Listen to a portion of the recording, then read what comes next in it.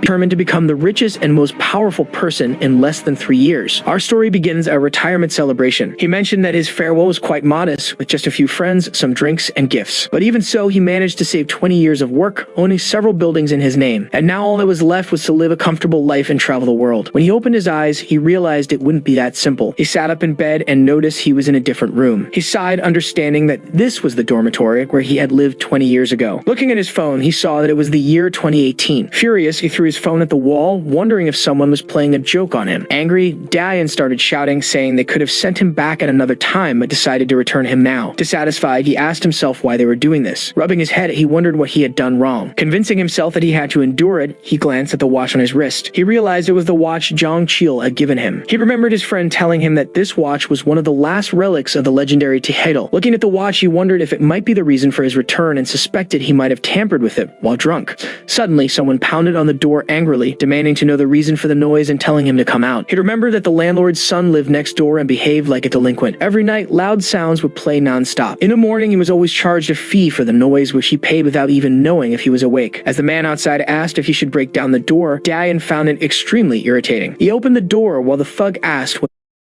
Yes, you, sitting right there, pressing your phone like, what he was doing. Looking at Dayan, the guy asked why he was smiling. The chubby man kept complaining to Dayan, who noticed his high-quality clothes and leather jacket. The man started to say he considered reporting him but didn't want to ruin a young man's future, so he'd accept compensation. He held out his hand, saying it would all be fine if he just handed over his watch. But at that moment, Dayan, extremely irritated, looked at the guy's hand. Leaving the thug confused, he slapped his hand away. He prepared to launch an attack on the guy. Before the thug could understand what was happening, Dayan simply landed a blow on his face. With blood coming from his nose, he started to fall backward. Quickly, Dayan grabbed the guy's face before he hit the ground. With extreme force, he delivered a knee strike to his face. The returner asked the chubby guy why all these lowlifes kept approaching society's newcomers. Stepping away from the thug, he said this wasn't even close to what the guy had made him suffer. Even so, would be enough for now, as he grabbed the chubby guy's clothes. Still on the ground, the man asked if he knew how valuable they were, while Dayan said he'd also take his room from now on. He said he didn't understand why he had returned to 2018, but he remembered awakening after falling at a construction site at work. As a kind of blue aura surrounded his body, he said he would try to awaken somewhere. A blue mana coursed through his veins, and Dayan remarked that he had been manipulating mana for over 20 years, and that his self-awakening would be no problem. He noted that his body lacked muscle mass and nutrients, but surprisingly, he was handling it well. Spoiling the badass atmosphere, his stomach rumbled, showing he was hungry. Dayan began looking for a restaurant near the construction site, but it seemed the restaurant was under renovation. He concluded it was likely because they couldn't easily identify the portals leading to significant damage. Unexpectedly, his attention was drawn by a desperate scream. People were running in panic as a portal opened, surprising him with such a sudden appearance. There was a red wild dog, a monster with fangs that usually lived in packs. An older man grabbed his shoulder, urging the young man to run as fast as possible. Suddenly, they heard a man calling desperately for his son. As the child pleaded for help, Dayan wondered if this was why he had returned. Looking around, he tried to find a weapon he could use. He noticed a crowbar, thinking it would do the job. Holding his tool, he ran toward the screams. Suddenly, he heard an extremely loud scream beside him. There was a little girl surrounded by wild dogs, crying out for her father. One of the dogs lunged at her, trying to attack, but in the blink of an eye, Dayan managed to pull the girl by her shirt. Facing the dogs, he told the girl to run to her father. The monster started charging at him, furious. In an instant, he vanished from their sight. Swinging his crowbar, he launched an attack on one of the dogs. Quickly, he struck its head. The dog surprisingly recovered fast and tried to attack Dayan again, but skillfully, he struck it from below. Landing a blow under its jaw, the monster felt a powerful impact. He wasn't done yet and gripped his makeshift weapon firmly. He spun his body, trying to throw the monster away. Gathering his strength, he began shouting, pushing himself even harder.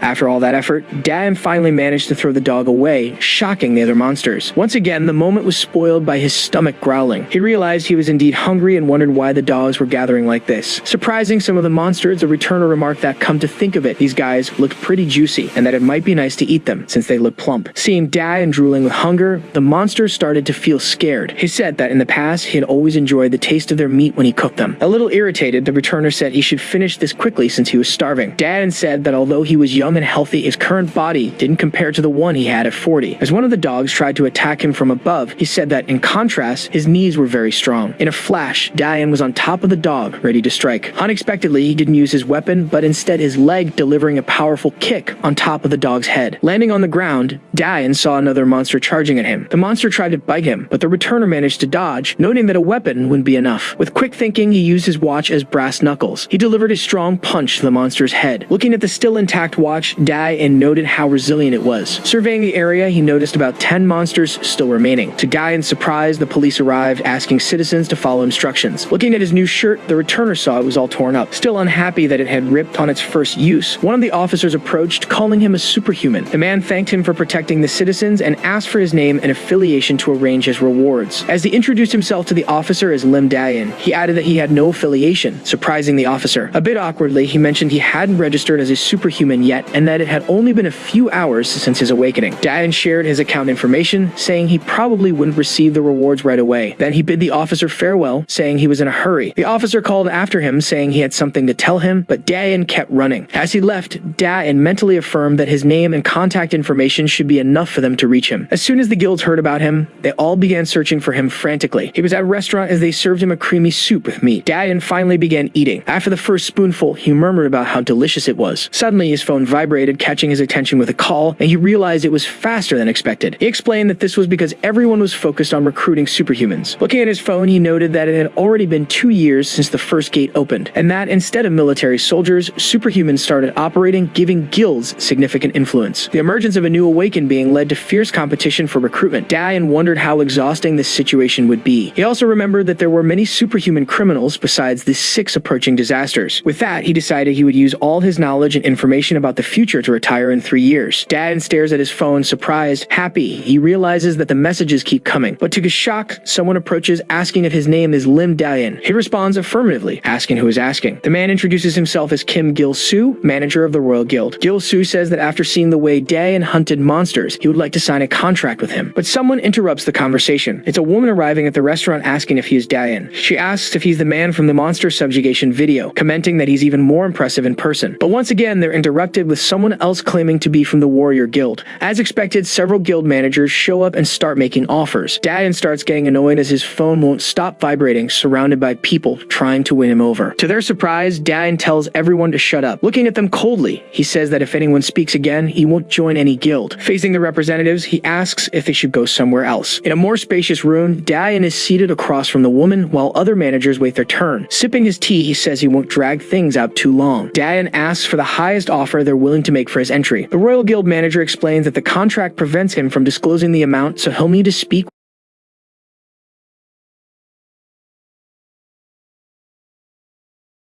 with each one individually. Taking a bite of cake, Dae-in asks if Gil-soo is the Royal Guild manager, which he confirms. The man starts explaining his guild, but Dae-in interrupts again, bidding him goodbye. Gil-soo is completely confused by his words. Dae-in recalls that soon the guild will merge with another. Dae-in asks the others what they're willing to pay him. The man in the back, shocking Gil-soo, offers 1 billion for his entry. With that, the other representatives start raising their offers, even reaching 1 billion and 200. As everyone offers in high amounts, Dae-in wonders to himself what Black Hound could offer him. Suddenly, someone offers 2 billion and promises the best base salary, incentives, and commissions as well. It's the woman sitting across from him, Bak Young-hee, manager of the White House Guild. He recalls that this is a newly formed guild, but it will become one of Korea's top 3 guilds in 10 years. Maybe that's why they're recruiting so aggressively. Dae-in tells her to stay, asking the others to leave, but to leave their business cards behind. After everyone leaves, they sit in silence, not saying a word. She says she saw his videos fighting monsters and that he fights skillfully for a newly awakened individual. Dae-in notices that she kindly tells him she did some research on his background.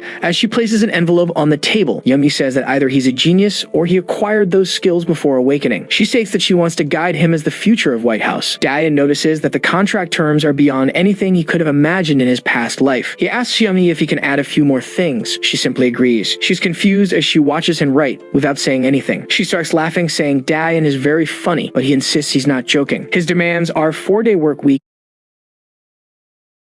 Most people don't realize that they're sitting on a 6-figure business inside guaranteed end times, and the right to refuse long-term missions. Extremely irritated, Young-hee asks if this is some kind of big joke. Coldly, he replies that these are his terms. Looking at him, the manager asks what makes him so confident. Proudly, Dae-in says that if they make the deal, she won't be disappointed. Unexpectedly, she stands, slamming her hands on the table. Young-hee says she'll return with a revised contract in a few days. Trying to charm him, she suggests they have a drink instead of coffee next time. He remains indifferent, watching Young-hee leave. Dae-in thinks to himself that he shouldn't get involved with her after all. She's the daughter of the guild master. He stands up after deciding he should register as a superhuman. He arrives at the Seoul Disaster Management Branch. In the superhuman cooperation team room, someone informs him that the manager isn't available, and as a newcomer, he can't proceed yet. He tells the receptionist he's in a hurry and asks if there's another way. She says she'll try calling the manager first. Dayan notes mentally that the guy on the phone is likely the most important one there, so he should move quickly. As she guides him, the receptionist asks if he has any specific abilities. Dayan tells her he only has physical enhancement, nothing special, though this is obviously a lie. Since there are no magic measuring devices yet, they can only learn about abilities if you demonstrate them. She takes him to her room, saying they need to continue with the superhuman test and asks him to lift the weight. Dayan places his hand on the bar as mana flows through his veins. With just one hand, he lifts the weight effortlessly. The woman, astonished, asks if he's really a superhuman. Dayan asks if he looks like a fake. She hands him a temporary superhuman certificate, and he thanks her. The woman informs him that they'll contact him when the official certificate is ready, and Dayan just thanks her. Someone arrives asking if Yujin is still there. The receptionist stands up, calling for the team leader. Dayan feels mentally uncomfortable and decides he should leave quietly. As he walks past the man, the newly awakened one identifies him as Ju Sang-wook, the head of the cooperation team. As he leaves, Dayan says he probably won't return there. The leader asks the receptionist if that's the new superhuman. She tells him that he's Dayan, the one they discussed on the phone. He realizes that this is the super rookie. Dayan was in the contamination control zone. It's an area abandoned due to monsters. This is where Gaia, a world of magic and swords, will collide with Earth. This will be the only control